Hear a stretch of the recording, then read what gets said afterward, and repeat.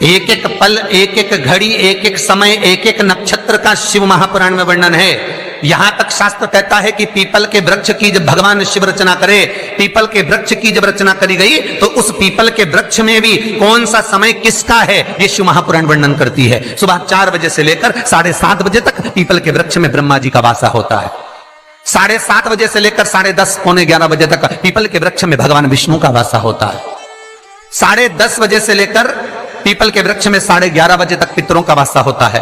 11:30 बजे से लेकर 12:30 बजे तक पीपल के वृक्ष में आहूतों का वासा होता है। 12:30 बजे से लेकर शाम को 4 बजे तक पीपल के वृक्ष में वासुकों का वासा होता है। 4 बजे से लेकर शाम को 7:30 बजे तक पीपल के वृक्ष में शंकर का वासा होता है। 7:30 बजे से लेकर 9:30 बजे तक पीपल के वृक्ष में कुबेर का वासा होता है।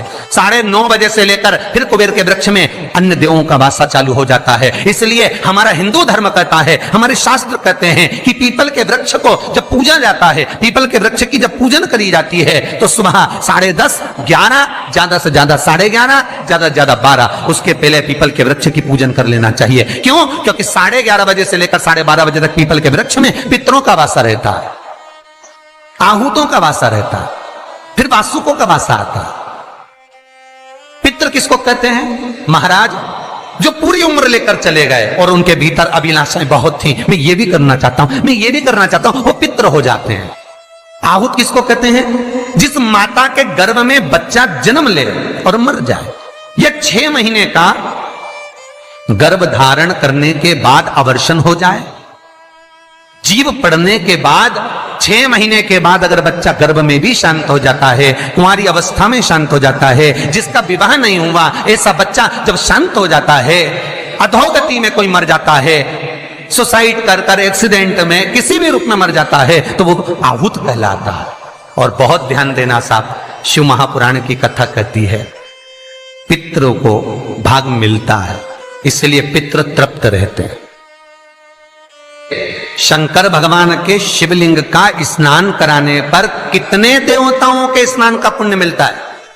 आपको कथा में पहले भी कहा, 33 कोटि देवता मार्ग में खड़े हैं शंकर भगवान के स्नान का जल पाने के लिए। शंकर का जो शिवलिंग होता है, भगवान शंकर का जो शिवलिंग कटी भाग, उस पे जो शिवलिंग रखा है, शिवलिंग जहां रखा हुआ है ये कटी, ये तो पार्वती जी का हस्तकमल है, पर शिवलिंग का जो गोल भाग है शिवलिंग, उसका जो नीचे का भाग है, सबसे नीचे का भाग, वो ब्रह्मा जी का प्रतीक है। ब्रह्मा। शिवलिंग के मध्य का जो भाग है वो भगवान विष्णु का प्रतीक है, और शिवलिंग के जो ऊपर का भाग है वो भगवान शिव का प्रतीक है। ब्रह्मा, विष्णु, महेश एक ही बिंदु में, एक ही शिवलिंग में विराज, एक ही में। महाराज पीपल के वृक्ष में आहूतों का वास हो जाता है, इसलिए दोपहर में पीपल के वृक्ष में परिक्रमा नहीं होती। शाम को शंकर जी का वासा हो जाता है, इसलिए शिव जी की परिक्रमा शाम को नहीं होती, क्योंकि शंकर की परिक्रमा नहीं लगती है। रात को कुबेर का वासा होता है, इसलिए पीपल के वृक्ष में दीपावली के दिन रात्रि को 8:30 बजे से लेकर 9:30 बजे के बीच में जो पीपल के वृक्ष के नीचे घी का दिया लगाता है, उसके घर में कभी संपदा की कमी नहीं आती है, क्योंकि कुबेर स्वयं विराजमान होता है पीपल के वृक्ष के नीचे। भीष्म गीता, भीष्म पितामह बाणों की सैया पर पड़े रहकर अर्जुन को ज्ञान उपदेश देते हैं। कई गीता हुई, कपिल गीता, दत्त गीता, श्रीमद् भगवत गीता, गर्भ गीता, उसमें एक गीता है, एक ललिता गीता भी, एक गीता उसमें भीष्म गीता है, पढ़िएगा कभी। भीष्म गीता में अर्जुन को भगवान भीष्म पितामह बाणों की सैया पर पड़े रहकर कहते हैं, अरे अर्जुन, 4 तरह का भोजन बेकार होता है। पहला, जिस भोजन की थाली को ठोकर लग गई वो नाली में पड़े हुए कीचड़ के बराबर होता है। दूसरे नंबर का भोजन, जिस भोजन की थाली को कोई लांग कर चले गया वो भोजन भ्रष्टा के बराबर होता है, गंदगी के बराबर। तीसरे नंबर का भोजन, जिस भोजन की थाली में बाल पड़ा हो, केश पड़ा हो, वो दरिद्रता देने वाला होता है। और चौथे नंबर का भोजन अर्जुन, अगर पति और पत्नी अगर एक ही थाली में भोजन कर रहे हैं तो वो मदिरा के तुल्य होता है। कई लोग कहते हैं एक ही थाली में भोजन करो तो प्रेम बढ़ता है, प्रेम बढ़ता है। शिव महापुराण की कथा कहती है पति और पत्नी अगर एक ही थाली में भोजन करते हैं, एक ही थाली में अगर पति और पत्नी भोजन करते हैं तो उस घर की दशा देखिएगा। उस घर के बच्चे कभी भी विद्या में उत्तम नहीं निकल सकते, उस घर के बच्चे कभी भी सत्मार्गी नहीं निकल सकते, मार्ग से विचलित ही निकलेंगे, क्योंकि मदिरा के नशे में पैदा हुए हैं।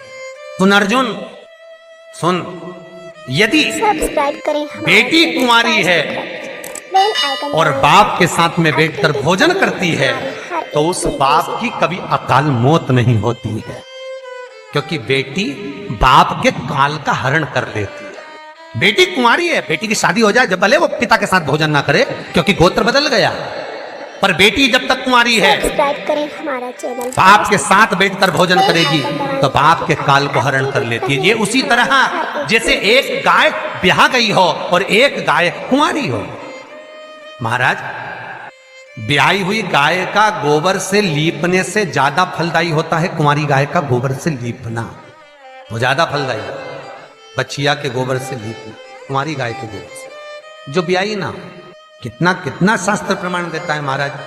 कई लोग दुखी भी हो रहे होंगे आज हमारी कथा सुनकर कि भगवान गुरु जी आपने कह दिया कि एक थाली में भोजन मत करो और हम तो इतने साल से करते हुए आ रहे हैं और अलग अलग करेंगे और ऐसा और वैसा। कहीं तो शास्त्र तो कह रहा है ना कि ज्ञानी को अज्ञानी को समझाना सरल है, पर जिसके भीतर अभिमान भर गया, अहंकार समा गया, जो खुद को स्वतः ही भगवान मानता हो, स्वयं को वेद पाठी, स्वयं को शास्त्रों का प्रमाणित मानता हो, उसको कौन समझाएगा साहब? जिसके भीतर अभिमान भरा है, अहंकार भर गया हो, उसे कौन समझा सकता?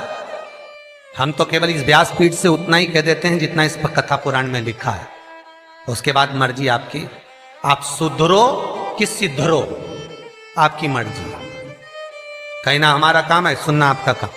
करना हो तो ठीक है, ना करो तो आग लगे बस्ती में अपन रो मस्ती में। मीराबाई जैसे अलमस्त रहो, मैं तो चली वृंदावन राणा, मेरे तो भाग जगे तेरे मेलों में आग लगे। हमें कहीं करना, हम तो कह सकते हैं कि आपको करना हो तो ठीक है, ना करना हो आपकी मर्जी। भीष्म गीता कह रही है। तो यहां पर शास्त्र कहता है कि बेटा मां को प्रिय होता है और बेटी बाप को प्रिय होती है, कथा वो चल रही है।